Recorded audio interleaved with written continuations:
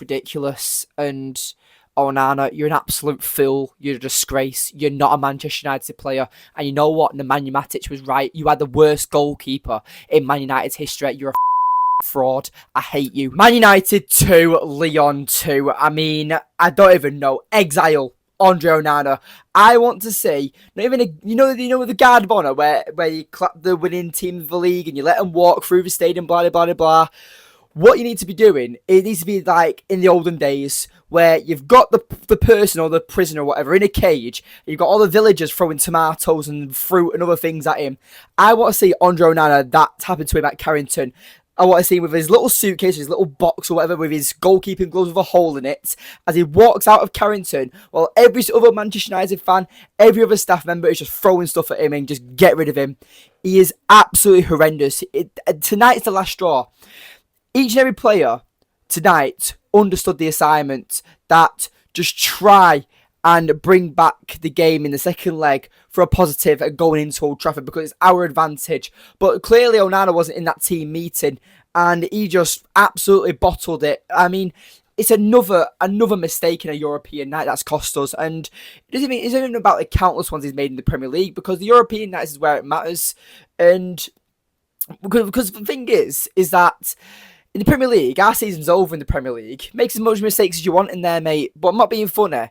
You've got to look at it as a Manchester United player, for a player who wants to be playing for the club next season, who wants to be one of the main players for Ruben Amorim's system.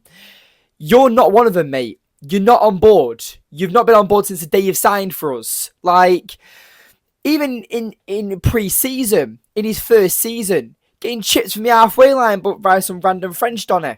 The amount of mistakes he's made. Like tonight, that first goal, what's he doing? He dives in slow motion. It's pathetic.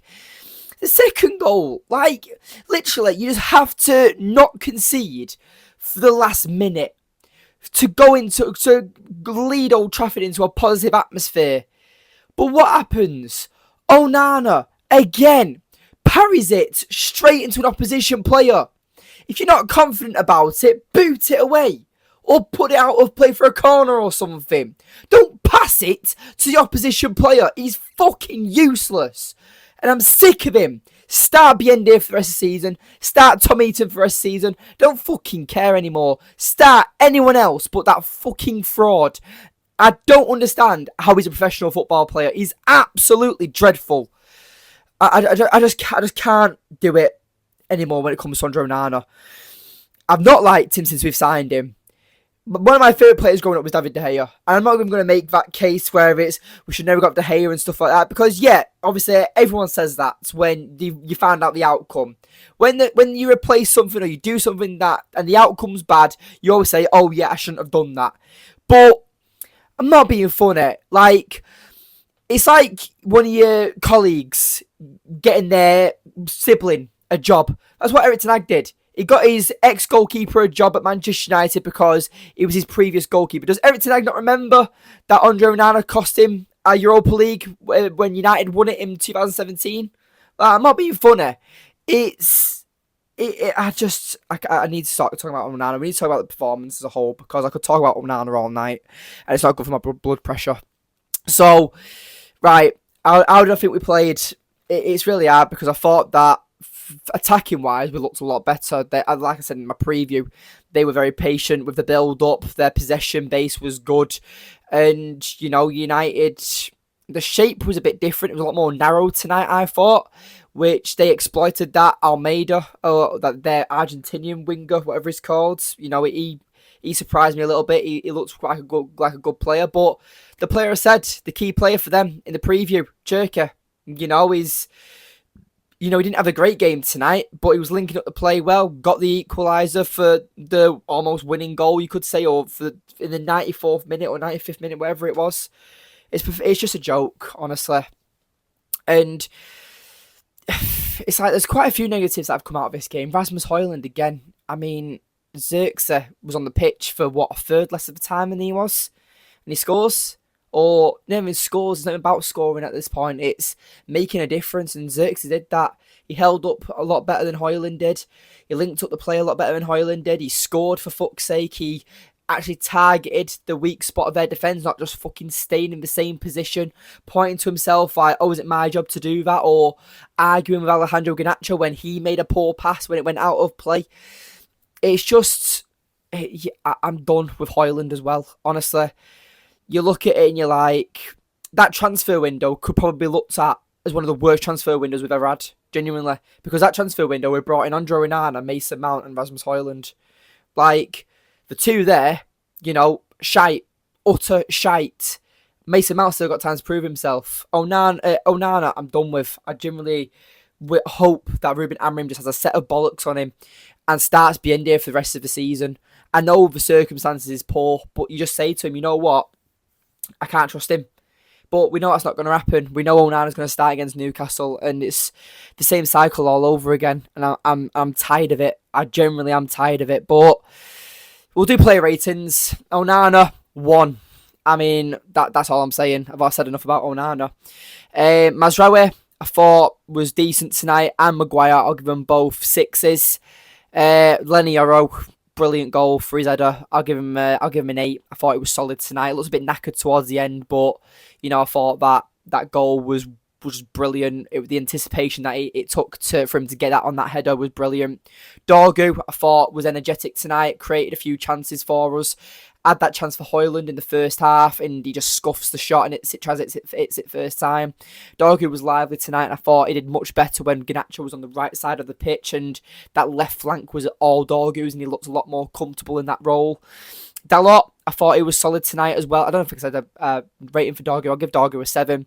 Dalot, I want to say 6.5, so I'll give him a 7. We always round up on this channel. And Ugarte and Casemiro, I thought they were quite solid tonight. I'll give him 7s as well.